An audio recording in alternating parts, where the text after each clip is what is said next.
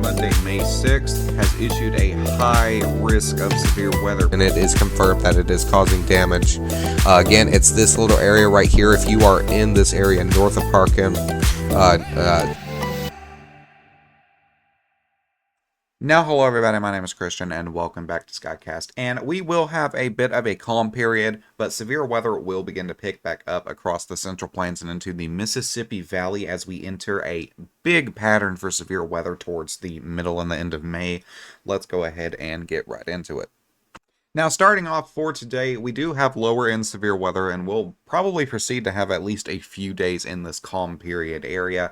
But National Weather Service for today has issued a slight risk, two areas, one being Jacksonville, Florida, down to Port St. Lucie, the other one going to be up here towards Virginia Beach in the Myrtle Beach area. And then that marginal risk extends from portions of southern Delaware all the way down to eastern Louisiana, New Orleans, Mobile, Tallahassee, Wilmington, Greenville, all areas that are under this severe weather threat. And right now, tornado potential does not look to be a huge threat, but a few isolated, maybe brief tornadoes will be possible. A few water spouts, maybe even, from New Orleans to Tallahassee, and then that other slight risk area from Jacksonville to Port St. Lucie.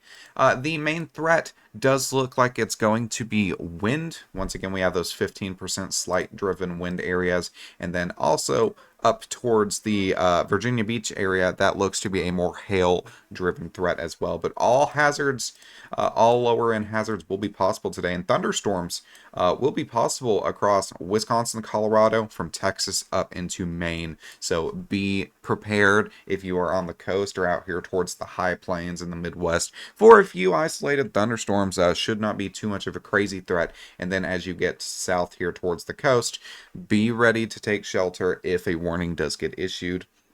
Now, if we do play the runs, things do look relatively messy across the marginal risk zone area, so I'm not 100% sure on how severe thunderstorms will play out. Could see maybe some gusty winds associated with one of these stronger storms, but really not 100% sure. But as we do get over here towards where storms will begin to fire in portions of eastern Florida, that does look like it could be there could be the potential for those warnings, which is why that slight risk has been issued. A few of those more discrete, stronger storms, you can see even some white popping up on one of these cells that the HRRR is showing, meaning it's more of a stronger predicted cell across eastern Florida. So Jacksonville to Port St. Lucie, be weather aware this afternoon. Could see a few thunderstorms, maybe a few updrafts, which could be associated with that severe weather threat for hail and maybe a isolated tornado or two. Now, from what I can see, I don't see that huge bit of a threat across the northern mode. Likely will be a few showers, maybe an isolated stronger storm about the 22Z or about 6 p.m. Eastern Standard Time, 7 p.m. But it's either that or the HRRR is just under convecting, because I do see a few little cells pop up across the North Carolina area, but they're not gaining intensity, at least from this model. So definitely something to keep an eye on. Could be just a model issue. Can check model trends and see. But really not much convecting or so much storms popping up on the North Carolina area. But definitely stay safe to stay weather aware this afternoon and evening. Once again, it's going to be about 0Z, which is about 8 to 9 p.m. Eastern Standard Time. So be weather aware this afternoon and into the evening. Now, severe weather, like I said, low mesoscale days will be possible. Once again, another marginal risk for Florida and a isolated added marginal risk for portions of Montana for tomorrow, Saturday the 10th. And then as we get into Sunday the 11th, both marginal risks are still in play, once again from Mississippi to Florida and then up here from Montana to North Dakota.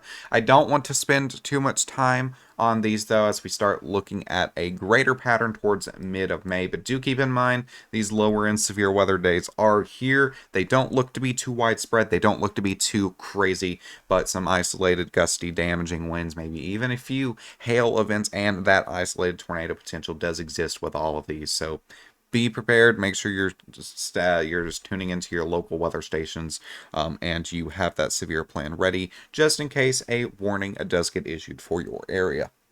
Now, if we start taking a peek at the weather runs, we can kind of get an idea on what is going to pick up in the portions of later May. Do keep in mind that the range that we are going to be looking at is a bit far out, so things will definitely change. But just want to kind of give an idea on what we can expect. And right now, we have this little guy out here in portions of the western United States, and this little guy right here, kind of a bowling ball trough across portions of the southeast, and that is what's helping to spark our little mesoscale days of severe weather, the marginal risks that we are being seeing.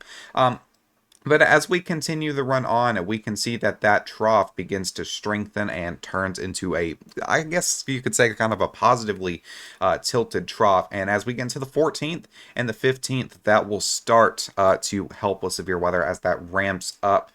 You can see that likely will be a plains severe weather threat across Oklahoma, maybe Texas, and into portions of Arkansas and Missouri. And as we continue to strengthen that up towards the evening hours, you can see that that jet stream about 79, 80 knots does exist. So that severe weather potential is there. Now, if we are taking a look at the dew points, you can see a big time warm sector. Dew points as far as 61 into southern portions of Minnesota. But right here is where we likely will begin to highlight that severe weather threat. This is as of what we're seeing right now, this will easily change, but it does look like there's a little bit of a dry line kind of setting up between the lesser moist and the more moist air. So we will definitely keep an eye on this to see how this unfolds, but this could be the start on the 15th for there to be a significant day of severe weather. Just intensity and all that we don't have outlined yet. Now we can continue playing the run, kind of show it off just a little bit. That does begin to weaken, but a little bit of a more strengthening, which could pose maybe a severe weather risk across portions of Illinois, Missouri. We will just have to see, like we showed just a minute ago, that warm sector is there. Those dew points are there for there to be severe weather. Lots of moisture, instability return. But as we continue towards the 17th and the 18th, we also have this little trough right here, little shortwave across Texas, which could pose some Texas severe weather into portions of Louisiana. Definitely something to keep an eye on there. But as we get towards the 18th and the 19th, that is where we really need to get our eyes towards the Central Plains, as we do have this ejecting trough coming out of the western United States over the Rockies. Moisture return should be sufficient, and that should strengthen across Oklahoma and Texas, and that will be what we are eyeing for the potentially first, maybe second day of significant severe weather. This would be a threat for the plains, likely into portions of Missouri, Arkansas, and Louisiana.